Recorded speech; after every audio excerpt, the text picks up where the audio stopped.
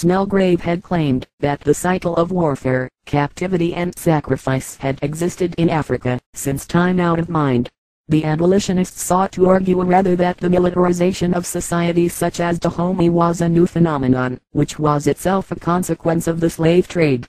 On this hypothesis, of course, the brutality of Dahomeyan society served to reinforce rather than to undermine the moral case against the slave trade.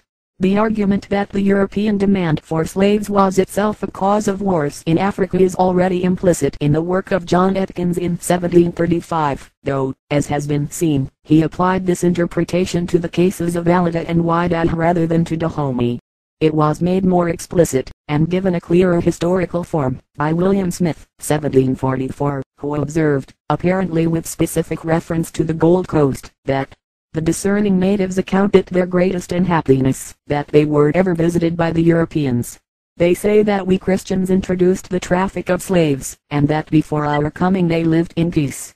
The argument was elaborated by the American abolitionist Anthony Benezet, in a work published originally in 1771. Benezet claimed that Smith's remark is supported by a study of early European accounts of Africa, which show that the Africans then generally lived in peace amongst themselves, for I do not find, in the numerous publications I have perused on the subject, of there being wars on that coast, nor of any scale of captives taken in battle, who would have been otherwise sacrificed by the victors.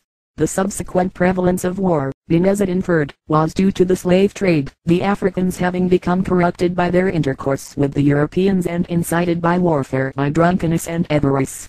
The claim that African wars were caused by the European market for slaves thereafter became a commonplace of abolitionist polemic.